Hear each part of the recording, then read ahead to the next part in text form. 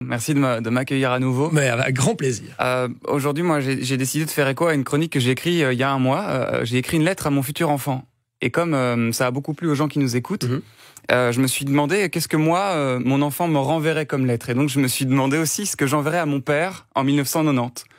Et voilà, j'ai écrit une lettre à mon papa en 1990, en espérant qu'il la reçoive un jour peut-être. Cher Chami, je me présente, je m'appelle Félix. J'ai 24 ans. Et je t'écris depuis l'année 2020.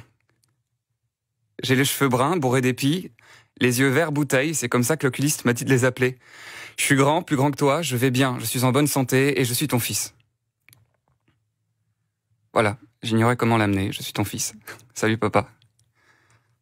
À l'heure où tu me lis, tu dois avoir le même âge que moi. Alors j'imagine le choc.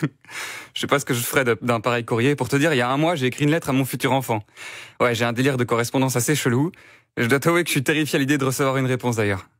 Et c'est de là que j'ai eu l'idée de t'écrire à toi, en réponse à la lettre que tu ne m'as jamais envoyée. Et c'est pas grave, je sais bien que t'es pas très courrier et la littérature c'est pas ton truc, je te connais. J'avais juste envie de t'écrire, quoi.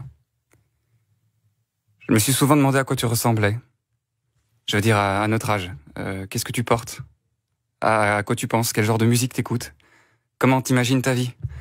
Quels sont les plans que t'as tracés qui finiront par finalement dévier jusqu'à moi ? J'ai souvent rêvé de te rencontrer dans un bar, qu'on parte à vélo, en voyage, faire des soirées, discuter sous des nuits entières de filles, d'amour, d'avenir, enfin ce genre de trucs, quoi. Je me demande si on aurait été copains.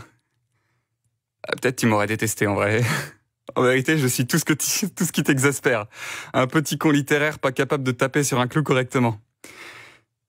Je pense que t'es pas loin de rencontrer maman, d'ailleurs. Alors tu la reconnaîtras, elle est belle.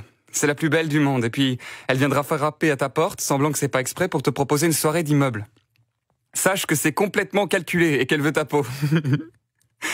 La bienséance m'obligerait à te dire de te protéger, mais tu comprendras que vu les circonstances, je vais m'abstenir. C'est toi qui as eu l'idée de m'appeler Félix, d'ailleurs. Maman m'a raconté que vous aviez fumé un joint et que, étendu sur le lit, tu t'étais mis en tête de trouver un prénom qui signifiait quelque chose dans toutes les langues.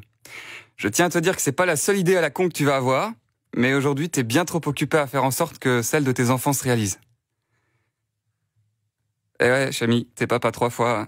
J'ai 2 sœurs, Zoé et Théa, qui t'embrassent, d'ailleurs. J'imagine que tu flippes un peu, de ce courrier, c'est normal. On est d'accord que t'es clairement pas le stéréotype du père idéal, hein. T'es maladroit, je tiens ça de toi. T'es entêté, tu tiens ça de grand-père. Un peu perdu, rebelle et beaucoup trop jeune pour ces choses-là, mais je t'assure que contre toute attente, tu vas être un super papa. Tu vas m'apprendre l'élégance, la cuisine, la générosité, le pragmatisme et la volonté. Tu vas m'apprendre à pas écouter les vieux cons qui campent sur leur position et leur prouver qu'ils ont tort. Et oui, je parle de toi. Aujourd'hui, t'as des cheveux gris. Annie Cordy vient de mourir. Les téléphones captent Internet pratiquement partout. Je vis à Paris, t'as un chat et tu t'occupes beaucoup de grand-mère et grand-père. J'ai cru comprendre que eux s'occupaient pas beaucoup de toi en ce moment. Eh papa, les laisse jamais te convaincre que tu mérites pas mieux, hein. Que t'es pas assez celi, assez cela, ils ont rien compris. Moi, je suis fier de toi. De la personne que t'es et que t'es devenue. Du jeune homme qui est devenu mon père au vieil homme qui est devenu mon meilleur ami. Alors, j'aurais pas fait mieux, hein.